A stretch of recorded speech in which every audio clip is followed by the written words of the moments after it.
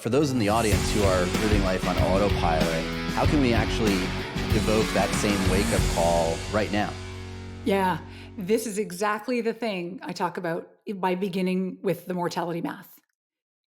For many of us, it is awkward, but it is, let's look at how much time's left. And then another technique around it is to do the good old fashioned, tried and true deathbed regrets exercise, right?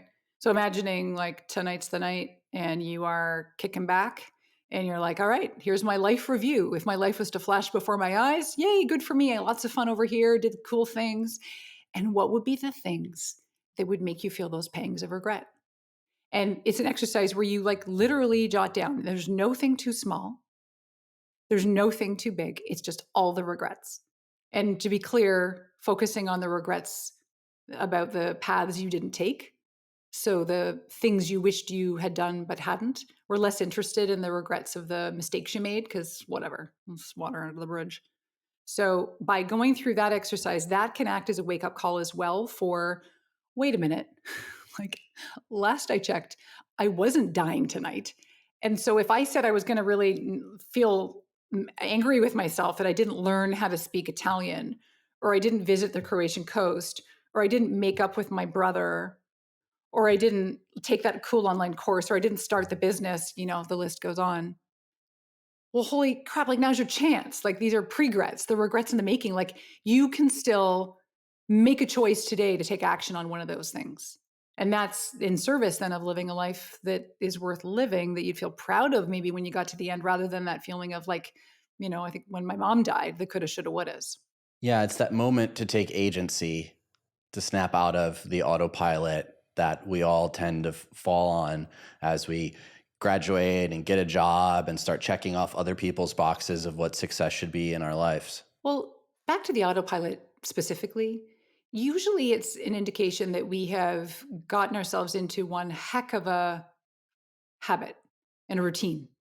And I'm like super suspicious of habits. And I think, they're good for us if it allows us to bathe every day, for example. Like I will not argue with the good hygiene habits, but I would say that for the rest of the things, like we go through the motions. And I think we have to interrogate our reality in a way like, I often imagine if you had, when they have those cameras when they're watching like a concert get set up and they show it in fast motion where it's like they set up a stage and then they set up all the things and the lights and whatever. And you're like, wow, that's pretty incredible. Imagine if you had a camera on you and you're weak and it went through fast motion. Would you be kind of like, yeah, we know what's happening? Like, is it the same thing every morning? Is it the same routine? Is it the same tech, like what you do for are you rotating the same 6 dinners? Like I fall prey to that one.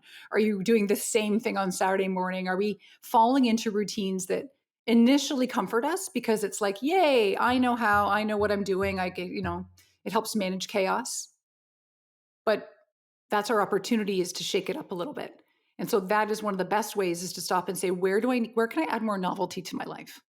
Like, is there something I'm doing? Do I need to, like, even something as basic as like look in your freaking spice drawer and like, when was the last time you cooked with one of those spices? Or when was the last time you tried a totally different cuisine? Or when was the last time you went out and like read a different kind of book than you would normally read? Like shaking things up in your life just enough so that it snaps us out of that kind of highly functioning zombie routine that we tend to get stuck in.